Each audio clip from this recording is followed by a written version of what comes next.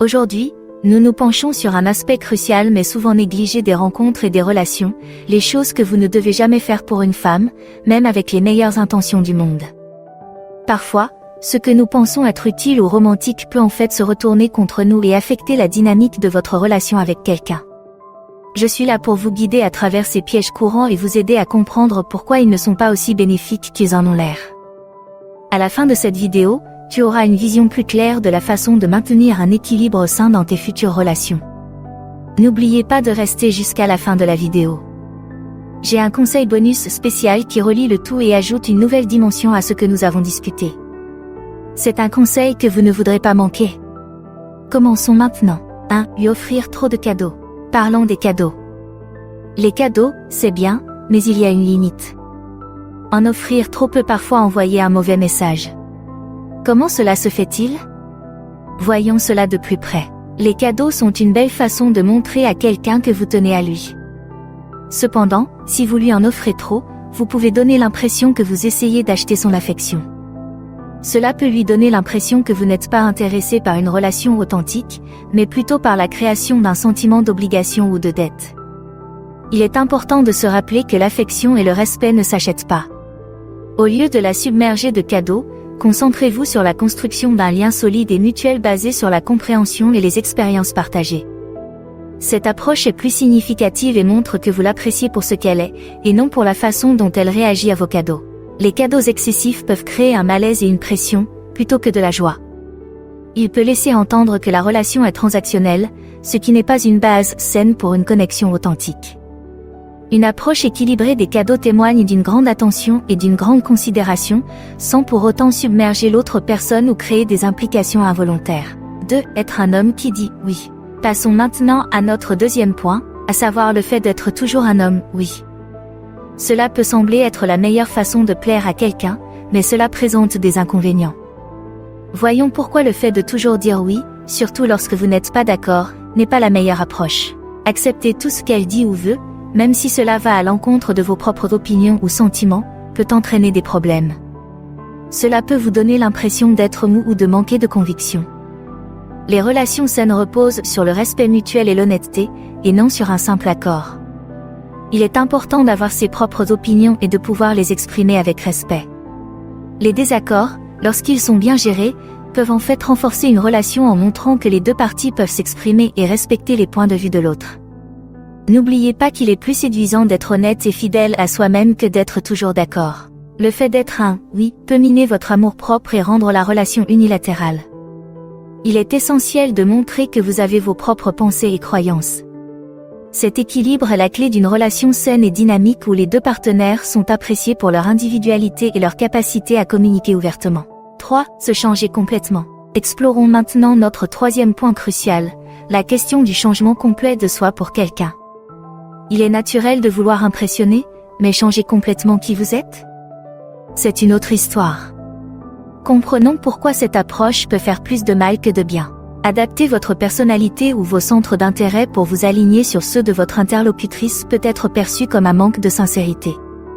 Cela suggère que vous n'avez pas confiance en vous et que vous pensez avoir besoin d'être quelqu'un d'autre pour être accepté. Une relation saine implique deux personnes qui s'apprécient mutuellement pour ce qu'elles sont. Il est tout à fait acceptable d'explorer ensemble de nouveaux centres d'intérêt, mais il n'est pas conseillé de perdre sa propre identité en cours de route. Acceptez qui vous êtes et partagez vos centres d'intérêt authentiques. Cette authenticité est bien plus attrayante, car elle témoigne de la confiance en soi et de l'honnêteté, piliers essentiels d'une relation solide et respectueuse. Se changer complètement peut conduire au malheur et à un manque d'épanouissement. Il est important d'être aimé et apprécié pour ce que l'on est vraiment, et non pour un personnage artificiel que l'on a créé. Les relations authentiques se construisent sur l'authenticité et le respect mutuel de l'individualité et des qualités uniques de chacun. J'espère que vous appréciez la vidéo jusqu'à présent. Si c'est le cas, pourriez-vous montrer un peu d'amour? Un petit like, un commentaire, ou même un abonnement, ça aide vraiment. Il ne s'agit pas seulement de faire grandir la chaîne, il s'agit de se connecter avec vous. Vos commentaires orientent le contenu, alors laissez-moi savoir ce que vous pensez dans les commentaires. Chaque like, chaque commentaire, chaque abonnement fait une énorme différence. Merci de faire partie du voyage. 4. Être constamment disponible. Pour notre 4e point, parlons de la disponibilité constante.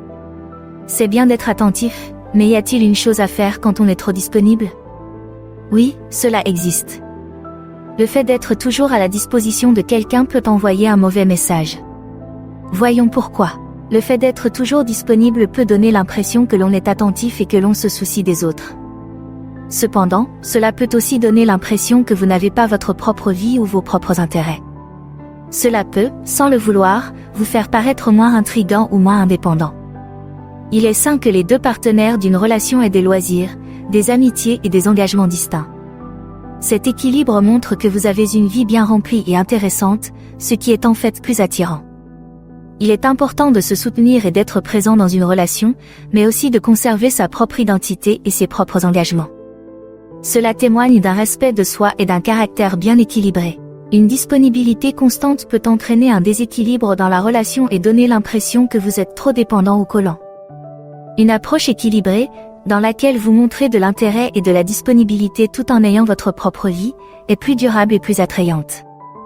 Elle témoigne d'une confiance en soi et d'une approche saine des limites personnelles. 5. Essayez de résoudre ces problèmes. Passons au 5e point, qui consiste à essayer de régler ces problèmes. S'il est naturel de vouloir aider, la frontière entre l'assistance et le dépassement est ténue. Il est essentiel de comprendre cette différence. Voyons pourquoi le fait de toujours essayer de régler les problèmes n'est pas toujours la meilleure approche. Il est courant de penser que résoudre ces problèmes est une façon de montrer que l'on se soucie d'elle. Cependant, toutes les situations ne nécessitent pas une solution. Parfois, ce dont elle a le plus besoin, c'est d'empathie et de quelqu'un qui l'écoute. Si vous passez directement à la résolution du problème, elle aura l'impression que vous ne tenez pas compte de ses sentiments. Il est important d'évaluer la situation. Demandez-lui si elle souhaite des conseils ou si elle a simplement besoin de partager ses pensées.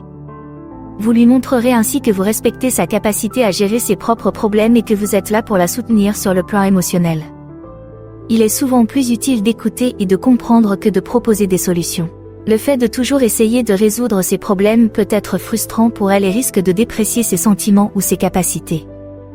Il est essentiel d'écouter d'abord et de ne proposer de l'aide que si elle le demande. Cette approche favorise un environnement de soutien dans lequel elle se sent comprise et valorisée pour ses propres capacités et perspectives. 6. Flatterie excessive. Notre 6e point concerne le domaine des compliments et de la flatterie. Il est de notoriété publique que les compliments peuvent être agréables, mais qu'en est-il de la flatterie excessive? Il est important de comprendre qu'il y a une limite à ne pas franchir. Voyons pourquoi l'excès de compliments n'est peut-être pas aussi bénéfique que vous le pensez. Les compliments sont une excellente façon de montrer son appréciation, mais lorsqu'ils deviennent excessifs, ils peuvent perdre leur sincérité. Ils peuvent donner l'impression que vous en faites trop ou que vous n'êtes pas sincère. Les gens apprécient les compliments sincères et précis. Lorsque les compliments sont surutilisés, ils peuvent paraître vides ou manipulateurs. Il est plus utile d'offrir des compliments réfléchis et occasionnels qui reflètent réellement vos sentiments. Cette approche montre que vous prêtez attention aux choses qui ressortent vraiment chez elle, plutôt que d'utiliser les compliments comme un outil pour obtenir des faveurs ou de l'approbation. Une flatterie excessive peut vous faire paraître peu sincère et nuire à l'authenticité de vos échanges. Il est important de trouver un équilibre, être flatteur, mais aussi être vrai.